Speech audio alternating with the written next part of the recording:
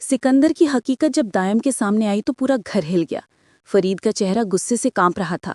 फरीद बोलते, बस अब बहुत हो चुका, आज इसका हिसाब होगा। अलीज़ाए आगे बढ़ती है, उसके हाथ में मोबाइल होता है। वो स्क्रीन अनलॉक करती है और वीडियो चला देती है। अनुषा का आखिरी पैगाम, अनुषा की रोती हुई आवाज़ कमरे की सन्नाटे को चीर कर निकलती है। सिकंदर ने मेरी जिंदगी बर्बाद कर दी। मैं थक गई हूँ, मैं अपनी जान ले रही हूँ। वीडियो बंद होते ही हवा तक रुक जाती है। फरीद आंखें बंद करके कराह उठता है, या अल्लाह, हम सब कितने अंधे थे। तभी गेट की घंटी बजती है, पुलिस घर के अंदर आती है। उन्होंने शिकायत सुन ली थी, सबूत मिल चुके थे। सिकंदर पहली बार अपने आप को चोर की तरह महसूस कर रहा था।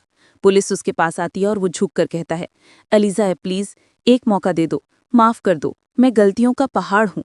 अलीज़ा की आंखें नम हैं पर आवाज़ पत्थर, जिसने मेरी बहन की जिंदगी ले ली उसे माफ़ी नहीं मिलती। अब तुम्हारा फैसला सिर्फ कानून करेगा।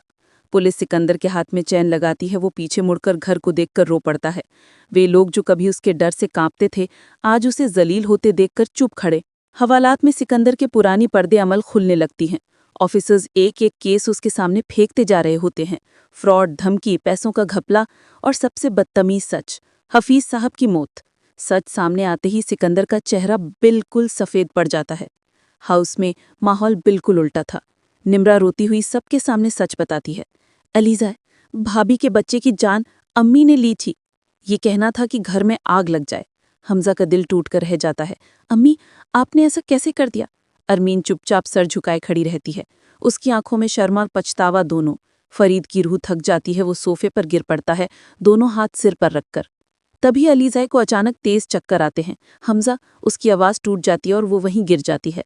हमजा दीवाने की तरह दौड़कर उसे गोद में उठाता है। भाभी, आंखें खोलो, प्लीज़ आंखें खोलो। पूरा घर अस्पताल की तरफ भाग रहा होता है। अस्पताल के कॉरिडोर में सबकी सांसें अटकी होती हैं। कुछ देर बाद डॉक्टर बाहर आता है, ग्लव्स उतारता हुआ। कॉन्ग्रेचुलेशंस, अलीज़ा माँ बनने वाली हैं। एक पल के लिए सब चुप।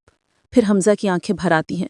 शुक्र है, शुक्र है, वो बार बार कहता रहता है, पर यह खबर सुनते ही अरीज़ा का दिल टूट जाता है।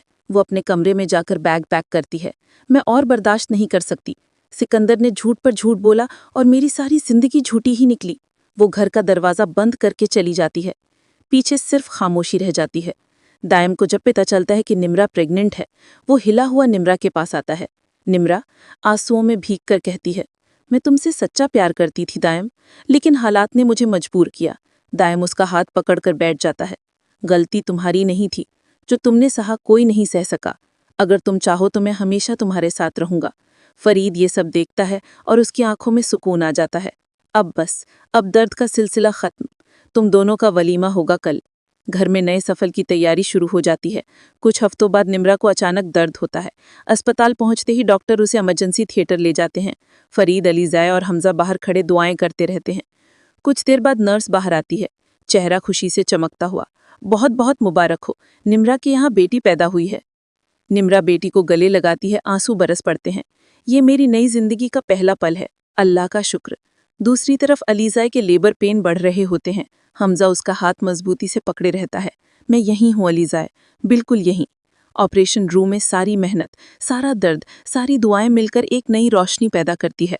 नर्स बच्चा लेकर बाहर आती है।